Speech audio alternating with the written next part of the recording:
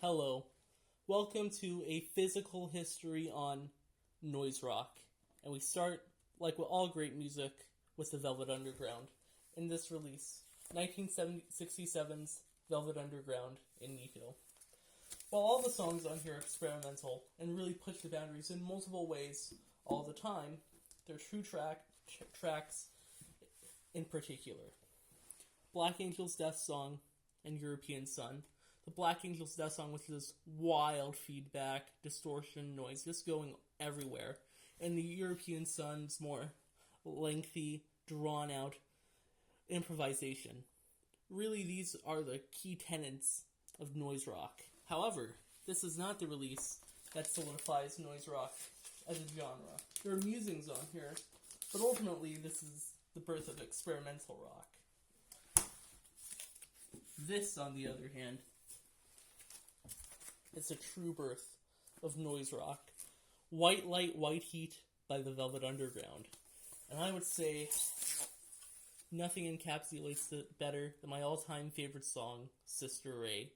It's groovy, it goes on forever, it's constantly trying to box you. However, all these songs, besides There She Comes Now, is noise rock. Whether White Light, White Heat's more 50s style guitar riffs, just turned up to 11, all needles on red. The Gifts more distorted, I would say really psychedelic, because again, noise rock has a lot of elements from free jazz, psychedelic rock, etc. Lady Godiva's Operation, same deal. I Heard Her Call My Name, just being blistered with feedback. And ultimately, Sister Ray, I would say not only being my favorite song personally, but also the pinnacle of noise rock. And this is a really nice compilation I have. See? Just straight up different instances of them playing Sister Ray. They played this song a lot, but it's great, so thank you for playing it a lot. As you can see, I'm going to open them whenever it's double or triple so that you guys can get the images. Look at those bad boys. Yes. After this, the Velvet Underground in 1969 go experimental and more soft indie pop focus. So instead of something like European Sun, they're doing something more like Sunday Morning, but really it's great either way. And then 1970, they go more full commercial.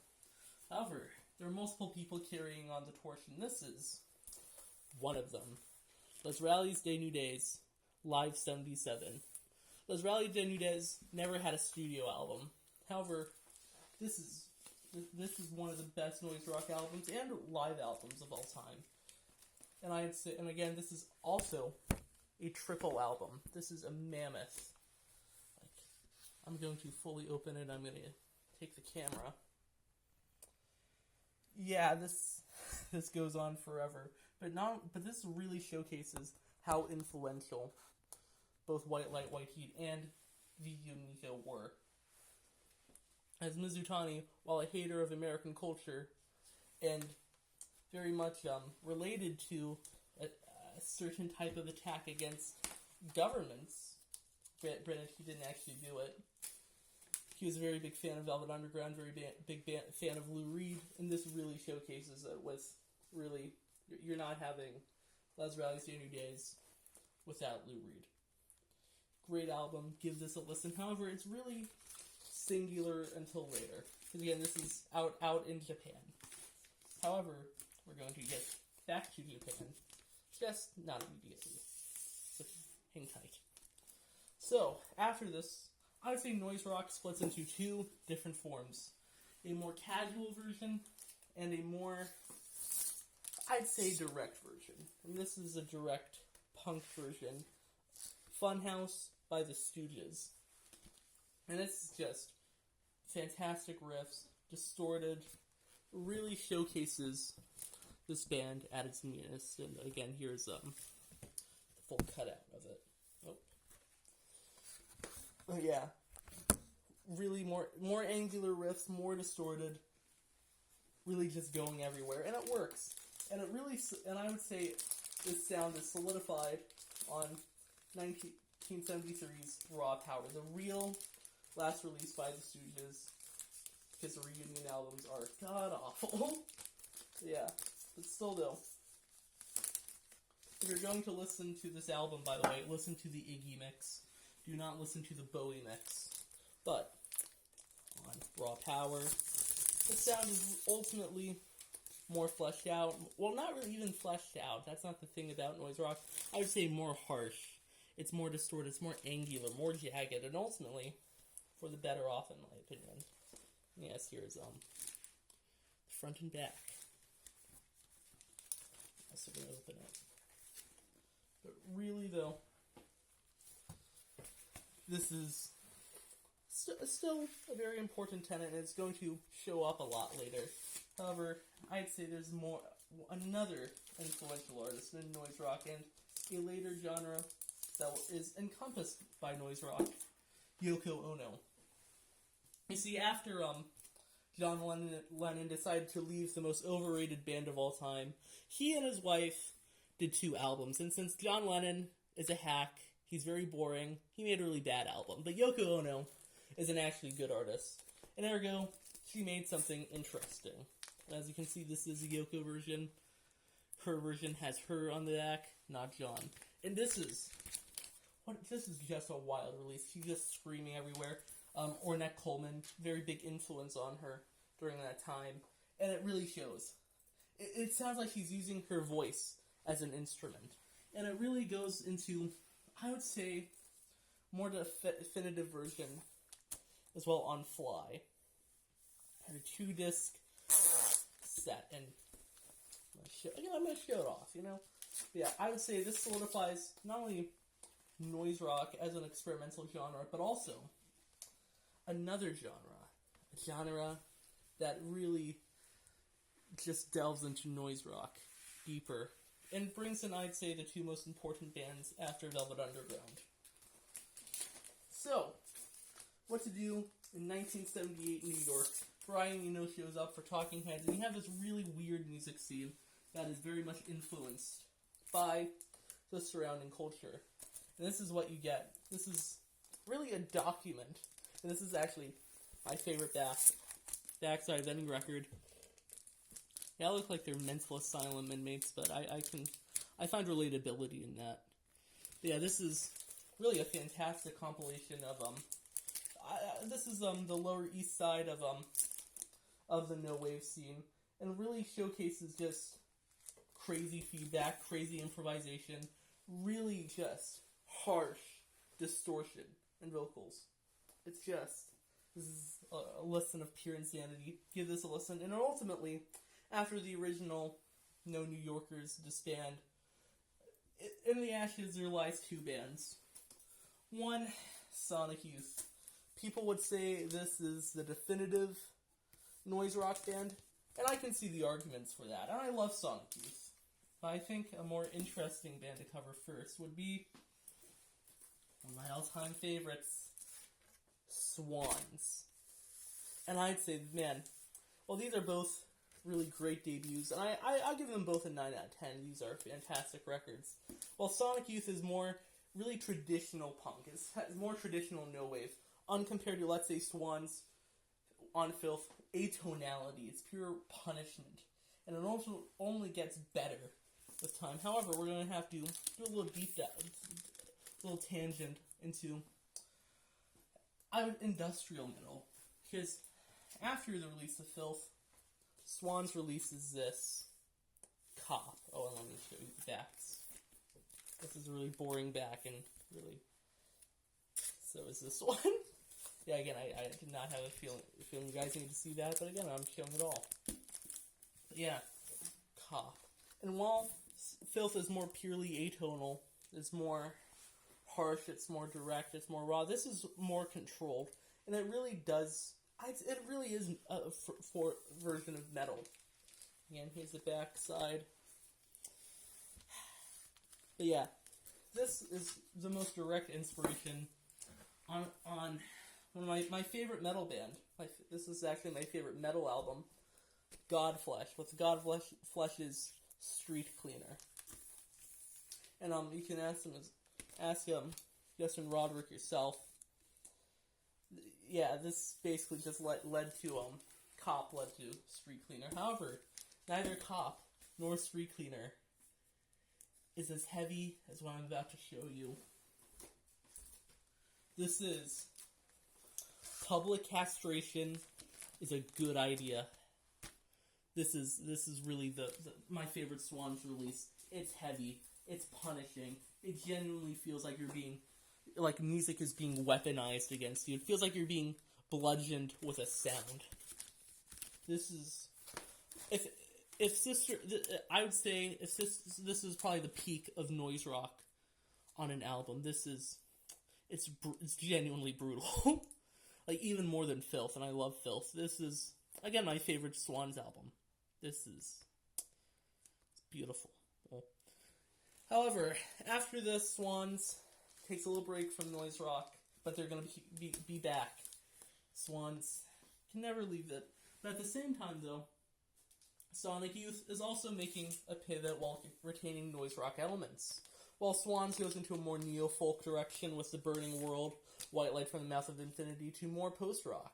We're going to get to post-rock as well. Sonic Youth basically create alternative rock. So, think this for the Strokes, think this for Nirvana. We're going to get to Nirvana as well, but I don't have that on vinyl. But, yeah. With this double album, Daydream Nation.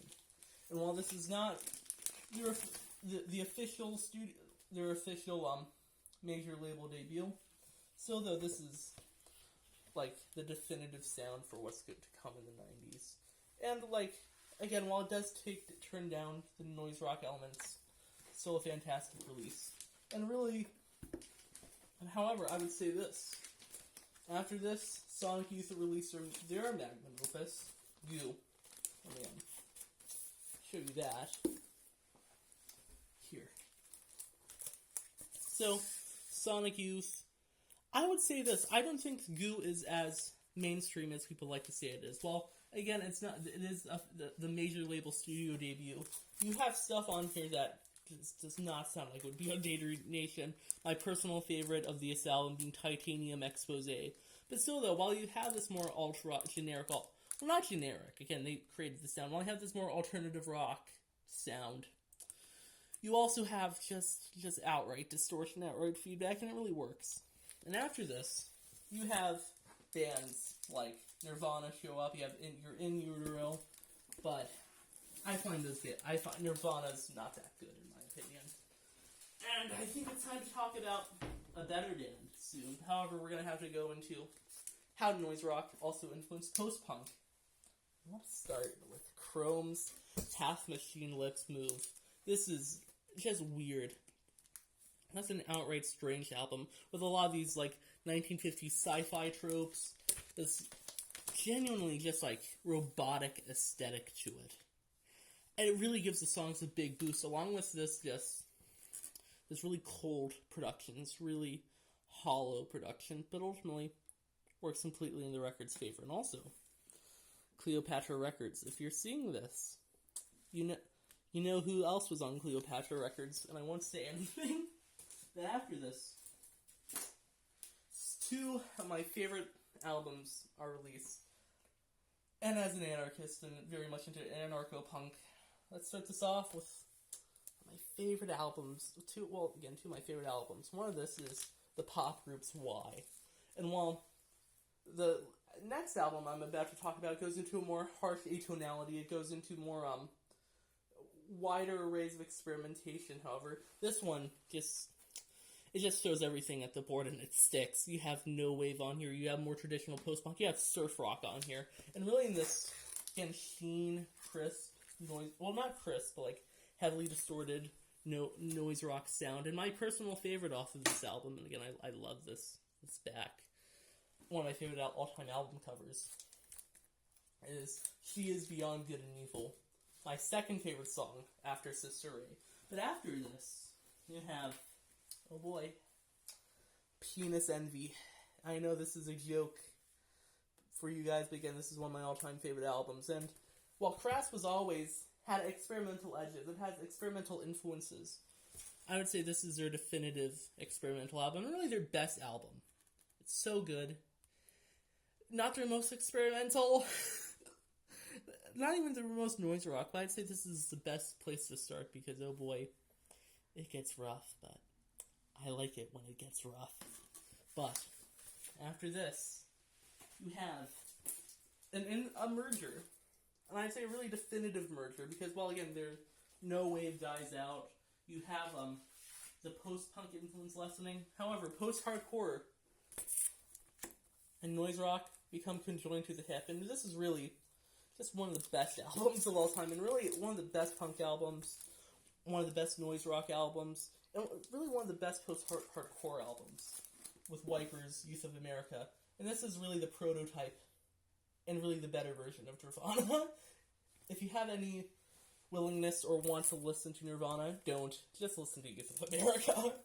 But after this, you have really the definitive noise rock punk post-hardcore album, Atomizer. And oh boy, let's talk about Atomizer. Because with Big Black, you have someone very important come into the fray. Steve Albini. And I love Steve Albini. Anyone that loves music loves Steve Albini. He produced In Utero, produced so many albums, and we're going to go to some albums he produced later, but you want some of the harshest noise rock, if you just want some of the most entertaining noise rock, start with Atomizer. In fact, if there's any album you should listen to really start off with noise rock, it should be White Light, White Heat, Atomizer, and another album I'm going to show later. But after Atomizer and songs about friendship, you have Pigpile. But after this live show, they break up, and Steve Albini goes into the producer's desk full time, and also goes on to make Shellac and stuff like that with the more math rock stuff. But also give this a listen. But this really is basically an enforcement of noise rock combining with post-hardcore. And soon you have my favorite band of the 90s, the band that should have gotten the coverage of Nirvana, Unwound, New Plastic Ideas. And oh boy, you mix your noise rock, you mix your post-hardcore and emo.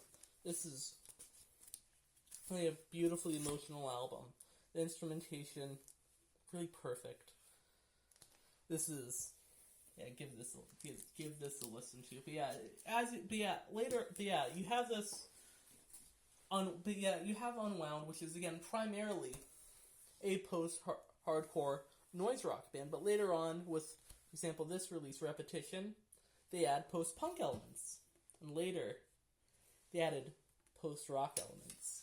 And I think it's time to get on to the post-rock, because Steve Albini later decides to produce this, Slint Tweez. And while you wouldn't expect this to be a revolutionary album, and it's not, this really lays a transformation from Slint going on to noise rock to being the definitive post-rock band. And you can still hear those noise rock elements. You still hear those experimental rock elements, and yeah, it's really, really perfectly recorded.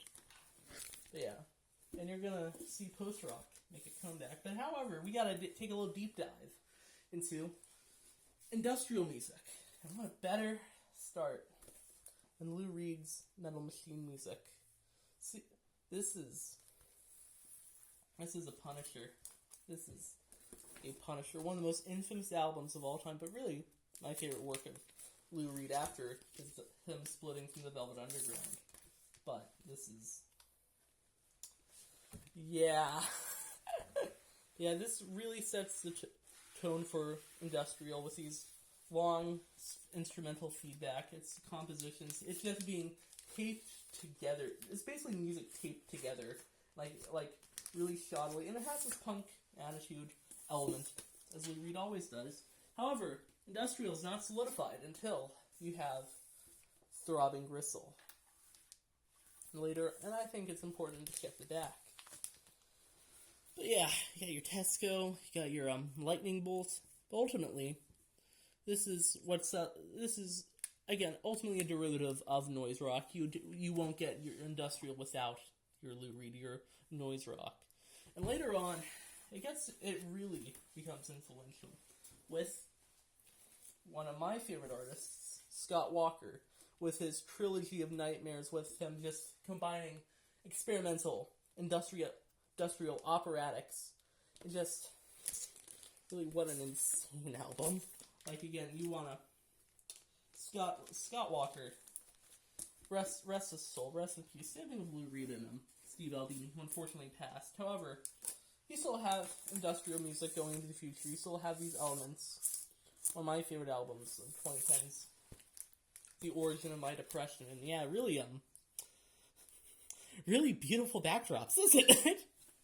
But yeah, you have industrial still going on strong today. However, you also have one of my favorite genres, my favorite rap genre, industrial rap, formed as a derivative of industrial, derivative of noise rock.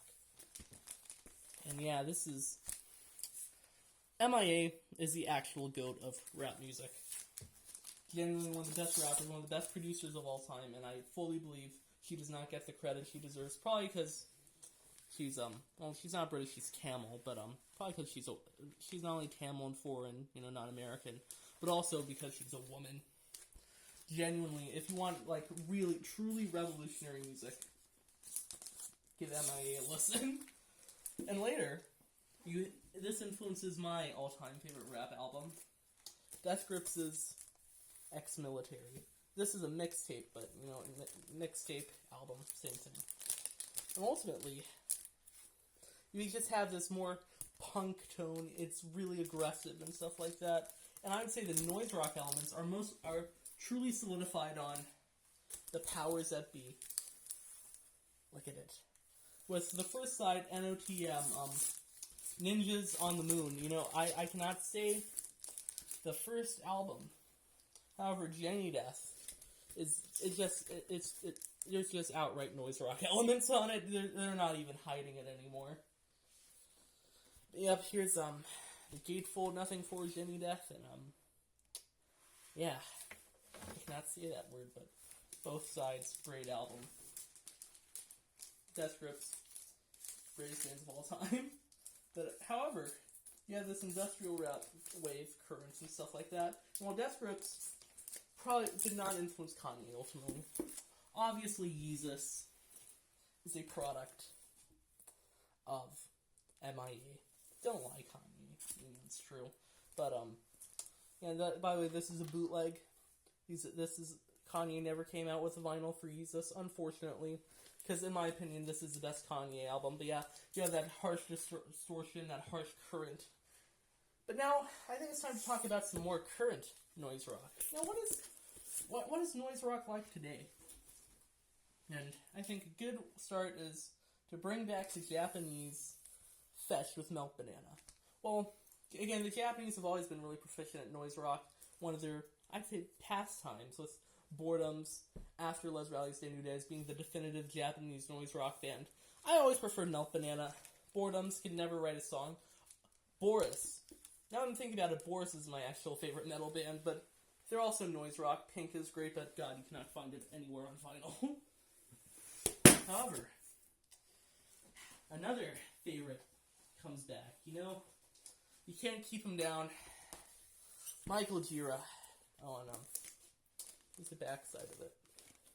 Yeah, Michael Gira, Swans, they reform, and they go into a post-rock direction. But again, you gotta look at what's inside of post-rock. And ultimately, it's noise rock. Get that. Still have those elements, you still have that harsh distortion. And now, we have babies. Look at these cute children. Look at them. Beautiful, aren't they? You totally aren't going to have nightmares of this. Totally aren't. Yeah, look at them. Oop. Look at these beautiful children. Yeah. Gira comes back, and while this is ultimately part of the trilogy, you have the Seer, you have To Be Kind, this is To Be Kind, and The Glowing Man. The Seer is my personal favorite of the trilogy, however, not the most noise rockish. Like, the Seer has more neo-folk elements, and The Glowing Man is more like pure ambient. However, here's another band, and really, I'd say so far my favorite band of the 2020s, Black Country New Road. For the first time, I got this special variant, and if there's any, like my favorite noise rock song, like one of my top 10 favorite songs, really. Sunglasses. It's so catchy, it's so rhythmic, it's so groovy, and the way it just uses distortion it just melts my brain.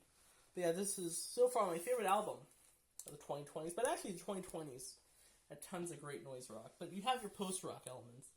So you have your post-rock noise rock influence. Now, what about the post-hardcore? Well, I'd say it solidifies itself as Daughters. And while obviously the frontman, completely evil person, I do not condone what Alexis Marshall did to Lingua Ignota. This is the only 10 out of 10 from Anthony Fantano I agree with. Like, this is a dark void of an album. It really is, but it's so beautiful. It's just really is perfect. And if you're in that headspace, you're never gonna get out of it listening to this. But sometimes it's good to be in that headspace. And later, I would say my second favorite album of the 2020s, Gila Band's Most Normal. And Post Rock, you got tracks like Post Ryan, you got tracks like The Gum. So catchy. It really had, I would say this is really the culmination of not only just noise rock being influenced by post-punk, but really no wave returning. I really want to hear what they do after this. I'm a big fan of all of Gila Band's work, but yeah. And I would say, in the year of our Lord, I'd say this is the last album I got on physical. Don't you just love to look at it? Still, though, really great combination of noise rock, really great combination of dance punk, post-punk, etc. That's my noise rock collection. A little brief overview on the history of noise rock. Enjoy.